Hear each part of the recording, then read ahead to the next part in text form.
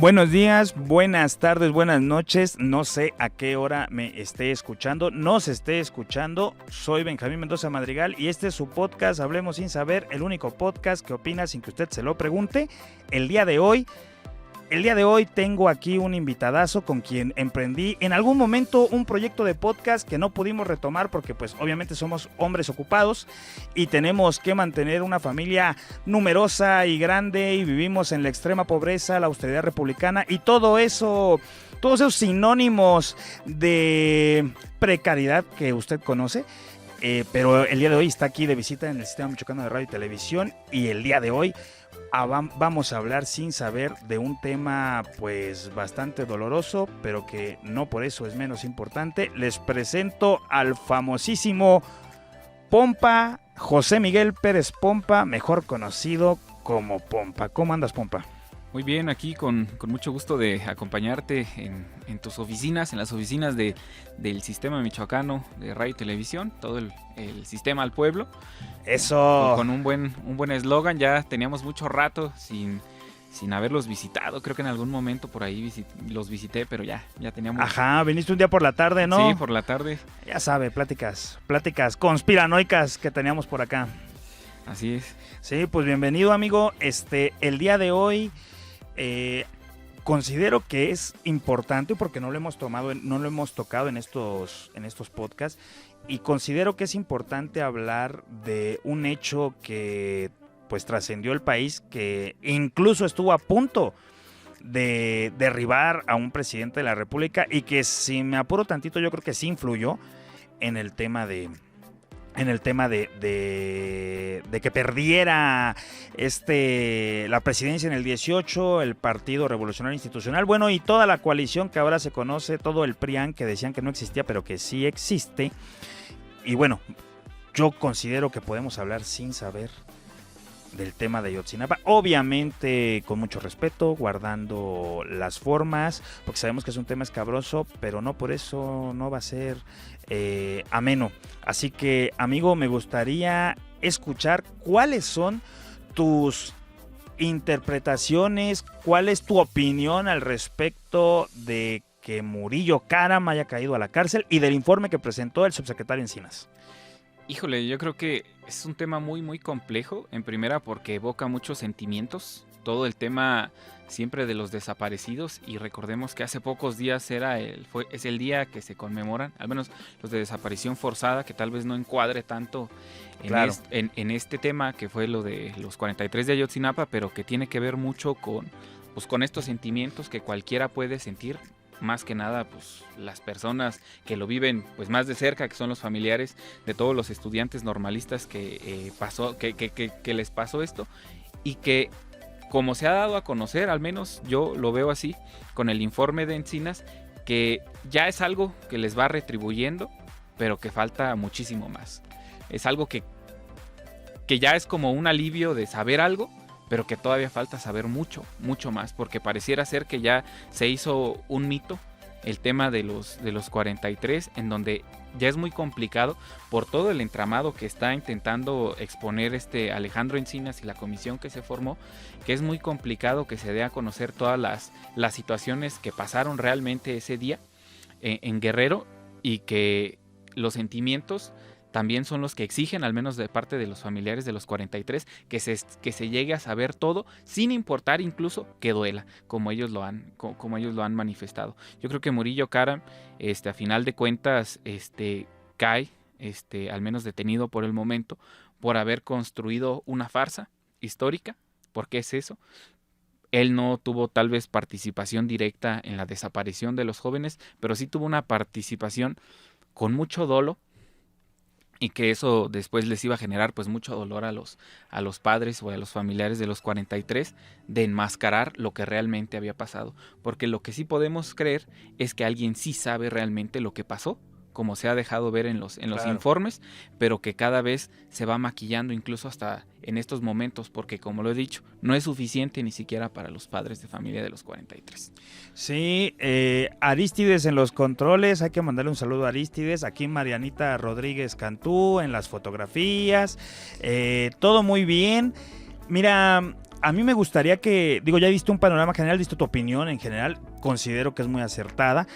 Y cabe mencionar que no solamente hablamos desde la ignorancia, porque a pesar de que no vivimos tan de cerca como los familiares, esta situación, hemos de decir que en aquellos entonces éramos jóvenes inquietos y que estuvimos muy movilizados por allá de 2014-2015, pues exigiendo justicia por esta situación. Entonces, digo, me gustaría que pudiéramos como irlo abordando por partes, ¿no? Primero, ¿hay un pacto o no hay un pacto, Pompa? Yo creo que sí, dentro del ejército, de silencio. Y otra cosa, ¿el ejército realmente respalda a Obrador? ¿Realmente? Todo, todo. ¿Realmente es 4T? ¿Realmente tiene que haber negociación con ellos para que haya gobernabilidad? O sea, ¿tú qué opinas? Yo creo que sí hay un pacto, creo que es un pacto ya, incluso hasta lo pudiéramos decir centenario, que viene hasta, yo creo que hasta de la Revolución Mexicana, porque pues así no lo han dejado ver, ¿no? Yo creo que si te vas a la lectura, tal vez de que puede ser un poco fantasiosa, hasta de Carlos Fuentes o Ibargüengoitia. Ajá, claro. Que aborda mucho el tema de los ex militares de la revolución, pues ves cómo después de la revolución pues eran los militares los que controlaban la política. Exactamente. Y si después ya se abrió un tema para abrirles pasos a los políticos expertos, si quieres tú. ¿Cómo dicen hoy? A la sociedad civil, ¿no? A la sociedad civil. Si ya después se le abrió un espacio a los de la sociedad civil, o más bien pues a los hijos de estos militares, sí, claro, ya claro, no eran claro. militares, pero sí sus hijos. Ajá. O sus parientes, pues creo que termina habiendo de todos modos como una especie de sinergia entre el ejército, porque el ejército después de la revolución, y tú lo sabes más que nadie, porque eres historiador, sí, no porque haya vivido en la revolución, no claro, sí, claro.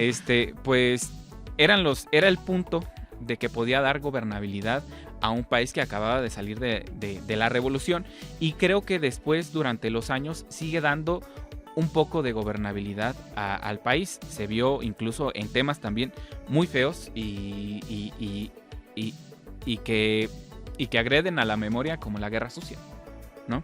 Decía yo, me evoco pues a los autores que tal vez son un poco de ficción, pero que están, que todo lo que narran o todo lo que escriben está en sucesos reales. Estaba, por ejemplo, el de Guerra en el Paraíso el de Lucio Cabañas. De Lucio Cabañas, exactamente. Lucio Cabañas. Y da el entramado de cómo realmente el gobierno tenía la culpa de que pues la gente de Guerrero viviera en la pobreza extrema, y cómo Lucio Cabañas pues tuvo que formar el Partido de los Pobres, cómo en ese momento también matan a Genaro Vázquez acá por Morelia, o se accidenta y lo rematan, y cómo el ejército realmente era una parte contribuyente completamente del orden, por así decirlo, sí, aunque fuera a macanazo, a bala y a sangre, de mantener la gobernabilidad en eso. Porque incluso decían que había un político guerrerense de hace muchos años de oposición que decía, es que Guerrero no ocupa el ejército, Guerrero ocupa estar comunicado. Si hubiera carreteras en todos los municipios, no habría tanto problema. No habría tanto problema, porque la gente no tiene ni siquiera acceso ni al trabajo ni a nada. Sí. Entonces, y es donde entra el ejército siempre a hacer la parte de gobernabilidad, y lo vemos luego con Zedillo, y lo vemos con Gortari, y lo vemos con Felipe Calderón. Yo no creo, como tú decías, que el ejército sea ni 4T ni Morena, pero tampoco fue ni del Revolucionario Institucional, ni de la Acción Nacional, que fueron los que han estado pues en el gobierno. Yo creo que han sido de una línea directa de hacer lo que se les dice que tienen que hacer, aunque sea matar, porque esa es su función principal, no la de seguridad. Y a final de cuentas creo que se le ha dado siempre una sobredimensión aquí en México, porque son, o puedes decirlo porque el mismo Obrador lo ha dicho, que son cuerpos casi incorruptibles, que no creo que sean incorruptibles, sino más bien siempre institucionales, por así decirlo, porque no importa que llegue Felipe Calderón, un loco, que hizo una guerra en contra del propio pueblo, o Ernesto Zedillo, que tal vez no fue una guerra de la magnitud de Felipe Calderón, pero que también mató a su propio pueblo en Aguas Blancas y así. Sí, que fue, o sea, hostigaba, era un tipo que estaba exactamente, ahí encima, sí. Pero el ejército tiene su función bien establecida, y tal vez es donde ya entras tú en el otro tema de que qué tan 4T o qué tan alineados pueden estar cuando Obrador ya les cambia su función. A muchos los manda la Guardia Nacional y a unos, así porque lo han dicho, se dejan hasta apedrear, ¿no? Sí. Por parte de la población, que a veces pudiera tener ahí cosas raras, incluso con los grupos delincuenciales. Entonces yo creo que el ejército no tiene un emblema, pero sí, lo que sí me queda muy claro es que forma parte de una élite en el Estado mexicano, la cual sí puede tomar decisiones y ha tomado decisiones para proteger a esa misma élite, que es la que tuvo que ver mucho en cómo se construyó esta verdad histórica que le dijo Murillo Karam, que terminó siendo una farsa histórica. Claro, y es que, digo, a mí me interesaba tocar ese tema porque sí es importante que a la gente le quede, pues no sé si claro, pero que tenga esta clase, este tipo de opiniones, de interpretaciones de los hechos, porque pareciera que ante el carácter punitivo de la sociedad, pues quieren ya los culpables, ¿no? Que ya salgan, y si no salen, en especial de unos compañeros, porque al final de cuentas son compañeros, pero que se denominan izquierda radical y que dicen que si no se devela el caso es porque hay contubernio y porque Andrés Manuel López Obrador es un agente casi de la CIA que vino como válvula de escape para evitar la revolución socialista en el país. Bueno, a ellos considero que sería necesario que les quedara también en su cabeza, en su mente, la interpretación que de repente hacemos y que damos las personas que estamos, pues si no al interior, sí trabajando desde proyectos que enarbolan la bandera de la 4T, ¿no? Yo te decía, la gobernabilidad es difícil tenerla en un país como México. Es un país, diría el periodista Turner, ¿no? Es un país salvaje, bárbaro, México bárbaro. Y que no es de gratis, pues no es que nosotros seamos bárbaros o salvajes porque queramos, así se ha construido históricamente la sociedad mexicana. Y en este caso, tratándose de causas justas, vemos, como tú bien lo decías, después de la Revolución Mexicana, muchos actos subversivos, concretamente en 4 o 5 zonas del país, o sea, focalizados, donde hay, pues no sé si una conciencia de clase más avanzada, una conciencia de equidad, de buscar la justicia, o simplemente hay condiciones precarias horribles, ¿no? Y que eso es lo que lleva a la gente a que desarrolle estas ideas. Pero el punto es que cuando hablamos del ejército, estamos hablando de la única institución que puede ejercer el poder si quiere mañana. ¿Por qué? Porque son 400,000 hombres y mujeres disciplinados, entrenados, armados hasta los dientes. Eso nos tiene que quedar claro. De pronto nos planteamos la idea de desmantelar el ejército o desmantelar esta clase de pactos o de acuerdos que hay al interior y se nos olvida esa pequeña situación, ¿no? Al final de cuentas, el ejército, como tú lo dices, ha estado para obedecer. No son los principales responsables, es cierto. Ellos recibieron órdenes. Y el jefe máximo de las Fuerzas Armadas es el presidente de la República. Y si tal vez Calderón no se tomó el tiempo para levantar el teléfono y dar esa orden, efectivamente sus subordinados sí, como Genaro García Luna o un sinfín de tipos, ¿no? Que tenían contacto con las estructuras de seguridad que en ese momento el ejército pues formaba parte de la estrategia de seguridad. Entonces, yo creo que es importante que entendamos eso. El trabajo que ha hecho Encinas ha sido grande e importante porque no cualquiera se atreve a decir, sí, el ejército sabía. Sí, el batallón en Iguala estuvo involucrado, ya sea por omisión o por colusión, pero ellos estaban enterados. Denunciar que había una operación contrainsurgente en las normales rurales, principalmente en la de Ayotzinapa, porque ahora se demostró que uno de los chicos era un militar encubierto, que era informante. Entonces, esto que nos arroja, que son cosas que todo el mundo podíamos especular desde antes, podremos decir ya las sabíamos, ¿no? Claro. Pero que ahora se demuestren y sea de manera oficial cuando se exponen, considero que es importante y considero que la sociedad, antes de emitir un juicio, debería, en general, antes de emitir un juicio sobre este informe, debería de comprender que no es nada fácil tocar temas con una estructura tan amplia que la izquierda no derrotó, es decir, acá se llegó por elecciones, no la derrotó en una revolución, no es un proceso similar al de otros, no, se llegó por elecciones, que es una institución que ahí está y que en teoría juró lealtad al presidente de la República y que bueno, yo sé que debería caer el culpable, o deberían de caer todos los culpables, pero que hablando de temas de gobernabilidad, de seguridad, no es tan fácil tampoco desmantelar el ejército. Y además que es la institución con mayor aceptación, ¿no? En la población. Sí, es un hecho, o sea, creo que en su momento, porque bueno, siempre se ha dicho históricamente que el ejército pues es el perro, ¿no? Bravo de los gobernadores, ¿no? Del gobierno, pues, ¿no? El cual pues hace lo que se le dice, ¿no? Y en algunos momentos no lo hace, porque pues también ha habido subversiones de parte del ejército en algunos países, que en México no ha pasado. Claro. No ha pasado, pero es un hecho, puede pasar.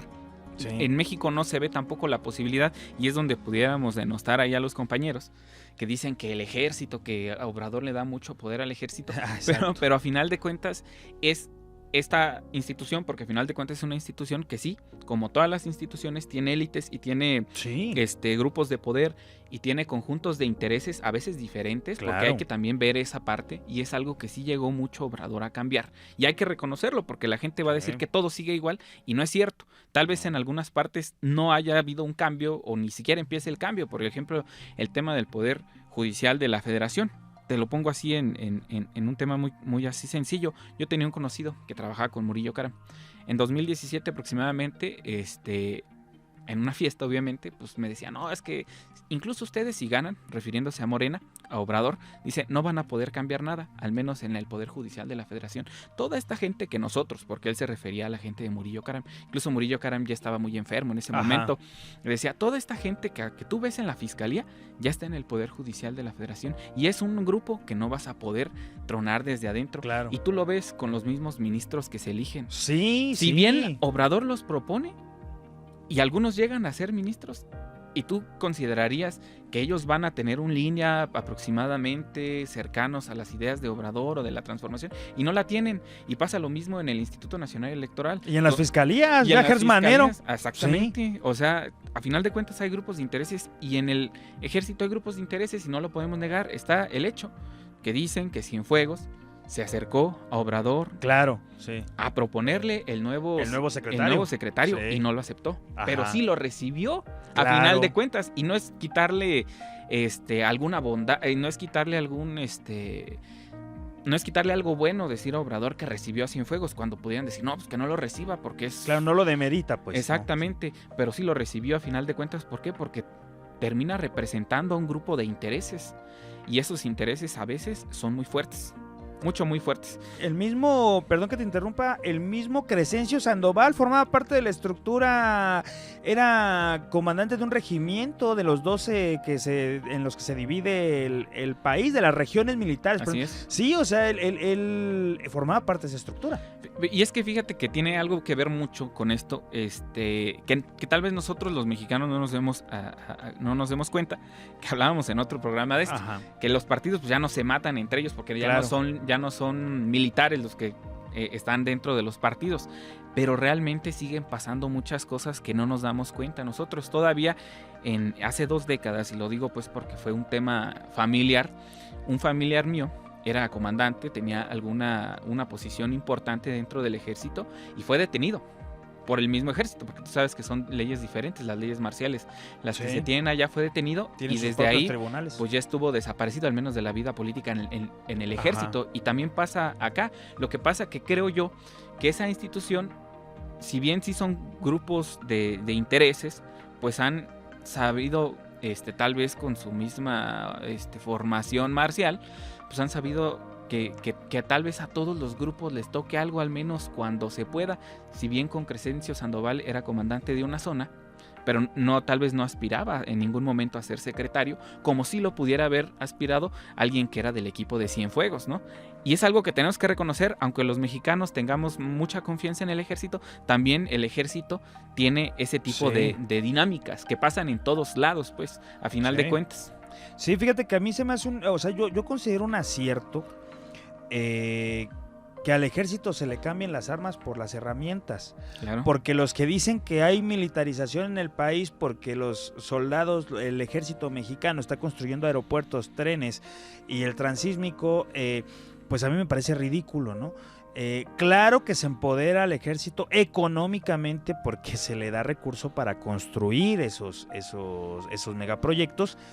Entonces considero que es algo bueno porque de entrada es una política distinta, le quitas el fusil, le das un martillo, vete a trabajar, vete a construir algo que va a servir a la nación.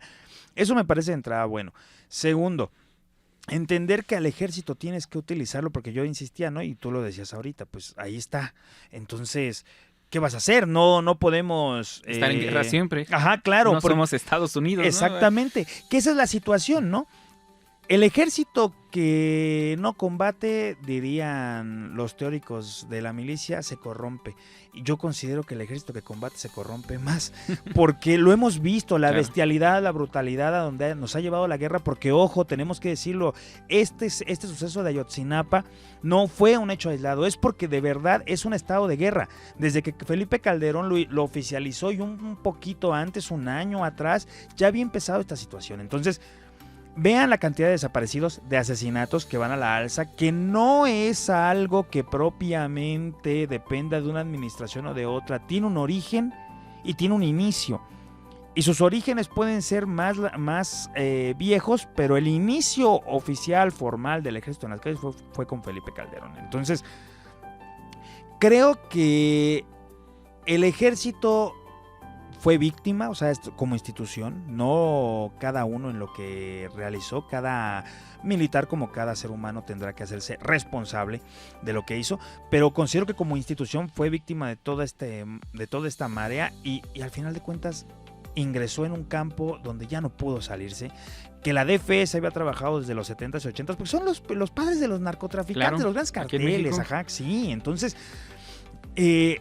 digo, este análisis es bueno tenerlo porque es necesario entender que el informe sobre los 43 de Ayotzinapa que entrega el subsecretario Encinas es realmente importante por esta situación, porque por primera vez de manera oficial el Estado está reconociendo la participación en un hecho inmediato, en un hecho que todavía está vivo, del ejército. A mí me parece eso brutal y me parece que es algo que tendremos que estar aplaudiendo en lugar de estarlo demeritando y en lugar de estar diciendo cualquier otra clase de cosas, porque no sabemos, digo, ya que está de moda lo de Cassés, lo de Florence Cassés en Netflix, ahí dice Arturo Saldívar, claro, presidente hoy del Poder Judicial, cómo la Policía Federal lo encañona. Lo encañonó, sí, y a su familia también. Ajá, siendo magistrado, siendo un ministro.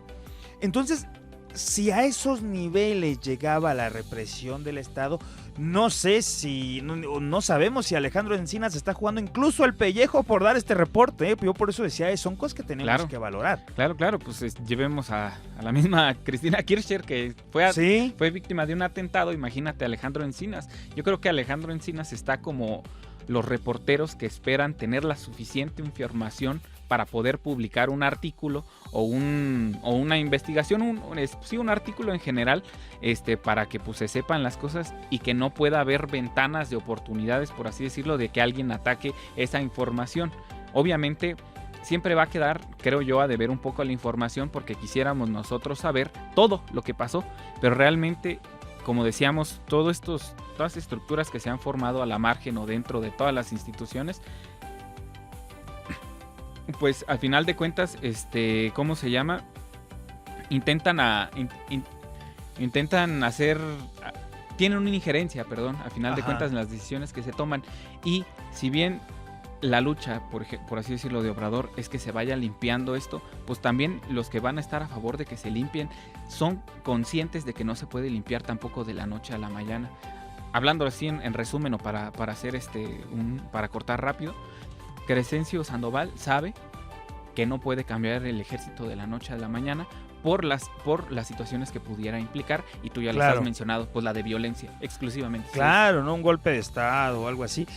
Entonces, nos decía Encinas que los estudiantes seguramente habían fallecido, pero que no fueron quemados en el basurero de Cocula y que toda esta verdad histórica que Murillo Karam construyó, pues era mentira. Entonces, para concluir, amigo, ¿ha cumplido o no ha cumplido este gobierno con el caso Ayotzinapa? Yo creo que ha cumplido. desde luego, y no es por denostar el trabajo que se ha hecho, yo creo que como familiar o como una víctima indirecta de esta situación tan horrible que pasó, creo que en su momento nunca vas a poder tal vez quedar satisfecho con la información que se pueda generar, porque en los actos de injusticia pues siempre queda el por qué fue así, ¿no? Entonces creo que es algo en lo que yo creo que en ningún momento ninguna persona va a poderles dar una respuesta a las personas.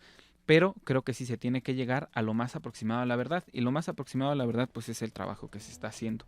Sí, y obviamente, pues como dicen, aunque duela, va a doler mucho. Claro, yo considero que de un 10 lleva un 8, que es el 2 que le falta para el 10, creo que será lo que vendrá después de este informe. A mí me parece pues bastante acertado, se tardaron, pero lo hicieron y eso es bueno. Se hizo una investigación al parecer y bueno, a mí me cuadra mucho más esta versión que la otra.